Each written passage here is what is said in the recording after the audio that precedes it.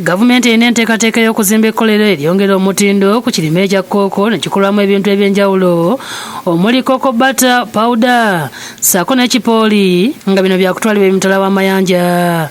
Ekkolero lino ligenda kuzimbibwa mu disitulikiti ey'e Bundibugyo. And as we talk now, already money has been put in the budget. 2 billion is already in the budget for feasibility study, and we are planning now to put more money so that now we can finalize the project. Ekyama kino kibikuddwa minisita omubeezi ow'ebyobusuubuzi Harriet Ntabaazi bw'abadde atongoza omulimu gw'okuzimba resource center mu disitulikiti y'e Bundibugyo nga guno genda kuwementa ensimbi obukadde 180.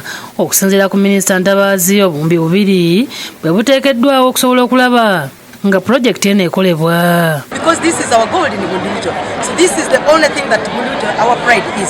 So I think we are so delighted, and we shall be honored. Bundibugyo will go to another level.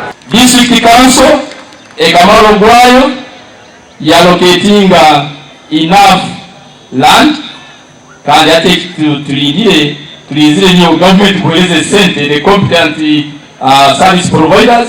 Olabira bino nga disitulikiti y'e Bundibugyo efulumya metric tani 18 nga museera kino kilo ya kooko egula nusu kakaaga aka Uganda mu ggwanga. Okusinziira ku bibalo bya disitulikiti abantu ebitundu 85 ku 100 mu disitulikiti y'e Bundibugyo bayimiriddewo ku kirime ekya kooko so nga ekirime kino kiyingiza disitulikiti obuwumbi 15 buli mwaka. Okulima ekirime kya kooko mu ggwanga kwatandika mu mwaka gwa 1965 nga kyatandikira mu disitulikiti okuli Bundibugyo Mukono ne Hoima. Olabira bino nga Uganda ekwata ekifo kya 6 mu mawanga ga Afrika mu kulima kooko era nga ebitundu 7 ku 100 biva mu disitulikiti y'e Bundibugyo.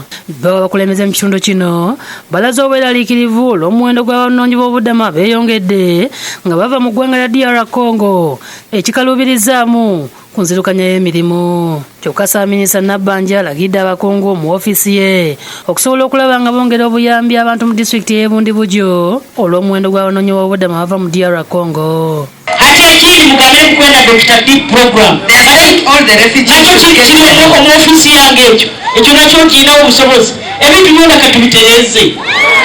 Yes. Nabo ba Dr. Deep ejihamu. Ssaabaminisita Nabbanja wadde ensimbi obukadde 10 ku mulimu gw'okuzimba resource center eno n'ategeeza nti yakuyamba abaana abafunira embuto mu masomero ne bafuuka bamaama okusobola okulaba bafuna amagezi ag'omu mutwe. Jonan Tusingwire yakusakidde eggulu lino ku lwa Bukedde TV. Emiliyoni 10 abiri